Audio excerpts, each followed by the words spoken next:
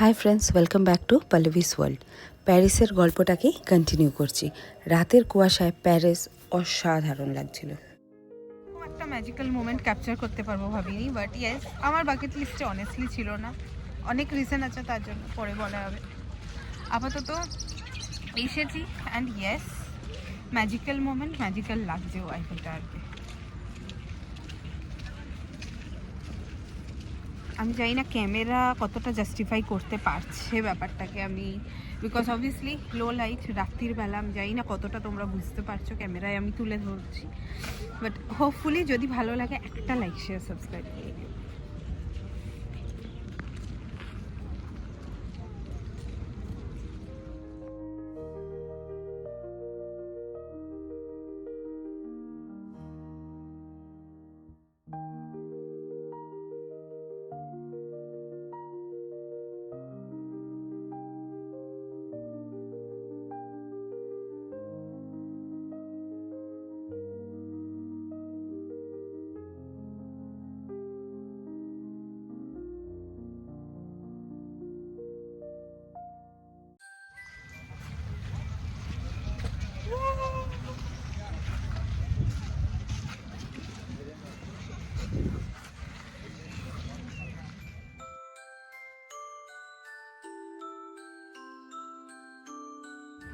রাতের বেলা এই নদীর পাড়েও অনেক লোক বসে থাকে, ক্রুজ করে।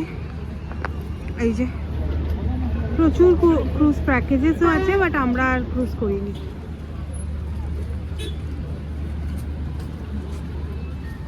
আমরা নেক্সট যেটা দেখতে এসেছি সেটা হচ্ছে আর্ক ডে ট্রম্প। এইটা আর্ক ডে ট্রম্প এক্স্যাক্টলি 1806 সালে তৈরি হয়েছিল। কোনো ওয়ার যেতেছিল মানে নেপোলিয়ান কোনো ওয়ার, আমি ঠিক জানি না, হিস্ট্রি নিয়ে ভুলভাল কিছু বলতে চাই না ইউটিউবে। বাট হ্যাঁ, তো যারা যুদ্ধ করেছিল বা মারা গেছিল, সেই যুদ্ধে শহীদ হয়েছিল, তাদের একটা সম্বর্ধনা জানাতে, কি তাদেরকে সম্মান জানাতে বেসিক্যালি এটা তৈরি করা হয়েছিল। এটা এখন এখানকার খুব ফেমাস একটা মনুমেন্ট। এর ভেতরে ঢোকা যায়, আমরা টিকিট কেটে ঢুকছি না। সাইন রিভারের একদম উপরে তৈরি এটা। তো আর এখানে বাস আছে, প্রচুর বাস চলছে, খুব একটা অসুবিধা নেই। কিন্তু হ্যাঁ, অফকোর্স রাস্তাঘাট নট লাইক নর্মাল ইউরোপিয়ান রাস্তাঘাটের মতো নয়। এটা আগেবার মানে ঠিক আছে, মানে আমরা যেহেতু নেদারল্যান্ডস থেকে এসেছি, বোধহয় একটু বেশি অড লাগছে। বাট হ্যাঁ, কলকাতা থেকে আসলে হয়তো মনে হতো যে হ্যাঁ ঠিকই আছে। চলো তোমাদেরকে সামনে থেকে আর্ক ডে ট্রম্প দেখাই।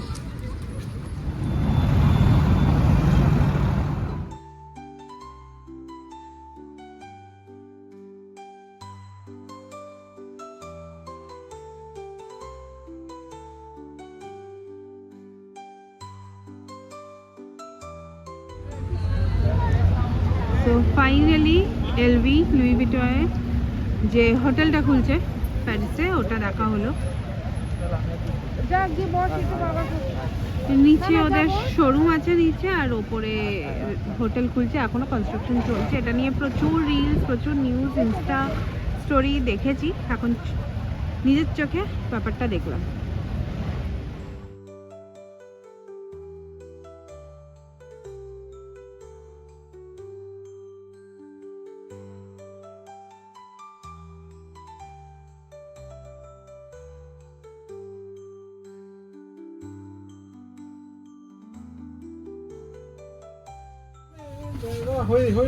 চলে এসো।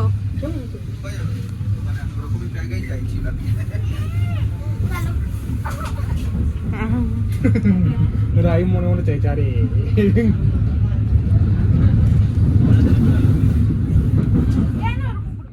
রাত্রির বেলা এত টায়ার্ড ছিলাম, আর কোনো ভিডিও তোলা হয়নি। সকাল সকাল বুফে ব্রেকফাস্ট হোটেলে 10 ইউরো পার হেড করেছিল, সেটা করতে চলে এসেছি। অ্যান্ড তারপর কোথায় যাব দেখতে থাকো।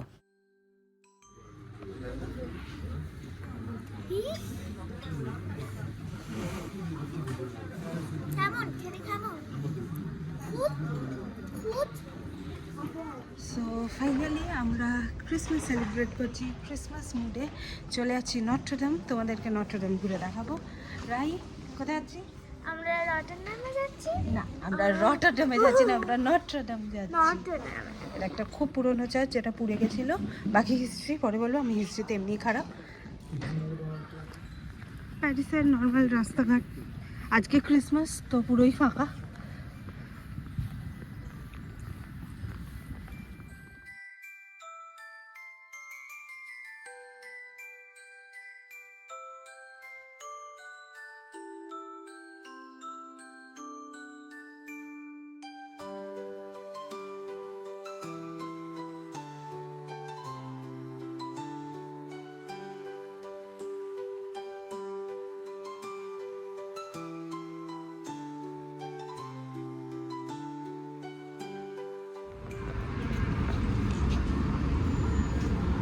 বেশ ঠান্ডা আছে, বাট এক্সাইটমেন্ট অতটাই আছে। নটরডেম দেখবো। বলা হয় এটা তখনকার দিনে ফ্রেঞ্চ রেভলিউশনের প্রতীক, অ্যান্ড ফার্স্ট ক্যাথলিক চার্চ এখানকার। নেপোলিয়ন যে রাজা, সবাই জানে, নেপোলিয়নের করোনেশন মানে রাজ্যাভিষেকও এখানেই হয়েছিল। অ্যান্ড খুব রিসেন্টলি 2019-এ পুরো ধ্বংস হয়ে গেছিলো, পুরো পুড়ে গেছিলো। সেটা আবার এই জাস্ট 7ই ডিসেম্বর রিওপেন করেছে এত বছর পর। তো যাই দেখি, অ্যান্ড কেমন লাগবে, এক্সপেক্টিং খুবই ভালো লাগবে। বাট ক্রিসমাস ডে কতটা ঢুকতে পারবো জানি না, ঢুকতে যদি পারি দেখাবো।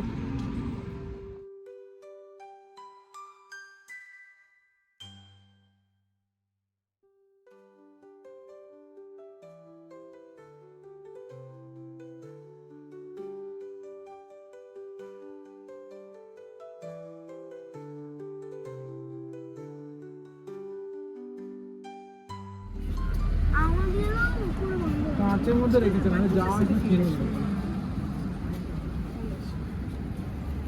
বোকা খেয়েছে কটা।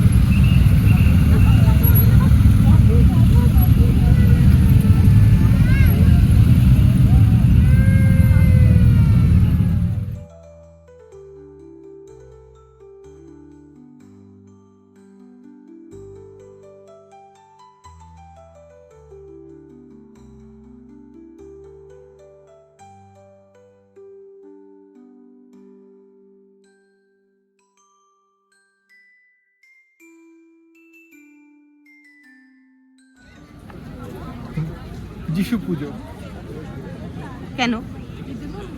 বলো যিশু মাই কি জয়। জাস্ট বিকজ আমরা এই বিশাল লাইন দিয়ে এতটা এসে আমরা যিশু খ্রিস্ট দেখতে যাচ্ছি, মানে নটরডেম ঢুকবো। তো এখন অনেকটাই বাকি। দুর্গাপুজো কি বলো? দ্বারা চৌরঙ্গি রোড থেকে স্ট্রিট হয়ে 5 স্ট্রিট সহ মিডলটাউন স্ট্রিট সম্পূর্ণ বন্ধ। রাসেল স্ট্রিটে no entry. Little Russell street থেকে হঠাৎ তুমি প্যারিসে দাঁড়িয়ে Crossing কলকাতার বন্ধ। নিউজ কেন বলছো? নিউজ আমরা এখানে যে Because পুজোর বলছি লাইন দিয়েছি, এখানে কোনো ক্রেজ নেই। কলকাতায় যা ক্রেজ নেই মানে এই ভিড় দেখছো? সব রাস্তা বন্ধ। তো ফাইনালি আমরা নটরডেম ঢুকে পড়েছি।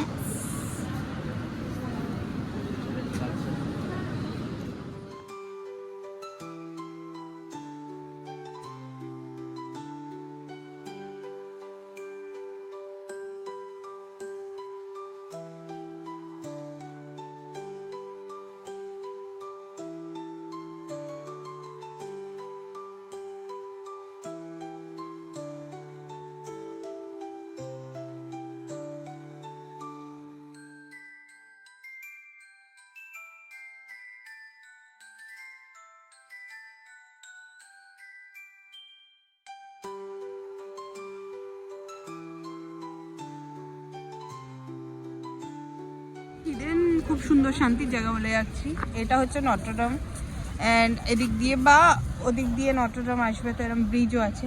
বাট যদি একটু একান্তে চুপচাপ বসে থাকতে চাও বা একটু সময় কাটাতে চাও নদীর পাড়ে, তো আইদার ওই দিক দিয়ে ওপার দিয়েও সিঁড়ি দিয়ে নেবে, ওখানটা সুন্দর জায়গা করা আছে, অনেকেই বসেছে, বা এখান দিয়েও নেবে যেতে পারো। খুব কাছ থেকে সাইন রিভারটা তোমরা দেখতে পারবে, কিন্তু খুব সাবধান, আগেই বলে দিচ্ছি বাচ্চা থাকলেও, বিকজ নদীর কিন্তু খুব ফাস্ট জল যাচ্ছে।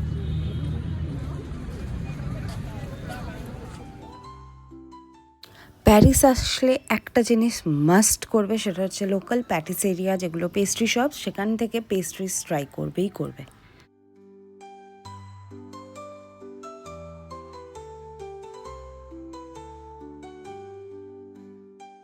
ডিনার করতে চলে এসেছি আমরা ফুলকুলি রেস্টুরেন্ট, যেটা গারে ডু নর্ডের একদম সামনে। তোমাদের প্রেসক্রিপশনে অ্যাড্রেস দিয়ে দেবো।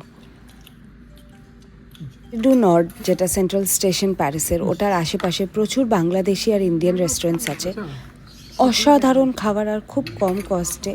প্লিজ এক্সপ্লোর করো যদি তোমরা প্যারিস আসো। আমরা বিরিয়ানি খাওয়ার পরে আলু ভাতে দিয়ে, ভাত দিয়ে, কাচকি মাছ দিয়ে শেষ করছি। আর আমরা যা খাচ্ছি, I am finished. she is finished. You are finished? Your food is finished. এই আরাম লঙ্কা দিয়ে, কাচকি মাছ দিয়ে, মাংস দিয়ে খিচুড়ি করে খাচ্ছি। কিন্তু বিরিয়ানি আগে খেয়েছি, এবার এটা। এই কম্বিনেশনটা নিয়ে কোনো কথা বলতে চাই? আপনারা এতদিন কাচ্চি বিরিয়ানি খেয়েছেন, এবারে আপনারা কাচকি বিরিয়ানি খাওয়া দেখুন। আমরা বেসিক্যালি মিষ্টি কিনতে যাচ্ছি, মিষ্টির দোকান। এখানে প্রচুর বাংলাদেশি দোকান আছে, যেখানে বাংলাদেশি কাচ্চি, ভাত, মাছ, ভর্তা এসব পাওয়া যায়, প্লাস মিষ্টির দোকান আছে। So let's see. কোনটা ওটা ওটা না, এটা না, তুমি এইটা দাও। এটা আমি জানি না। এখানে প্রচুর বিরিয়ানির দোকান আছে, বাঙালি মাছ ভাতের দোকান আছে, আর বাঙালি মিষ্টির দোকান তো প্রচুর আছে। একটা গ্লিমস দিয়ে দিলাম, কেমন কি কস্ট সেটা দেখে নাও।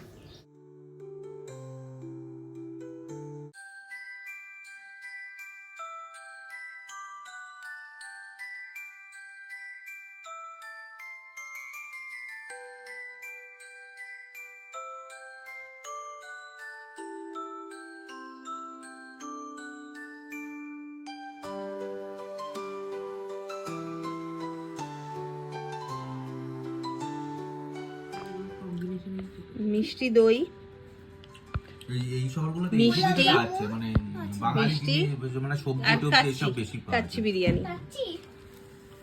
Tachi. কাচ্চি কাচ্চি আমি তো ভাবতাম কাচ্চি। নাকি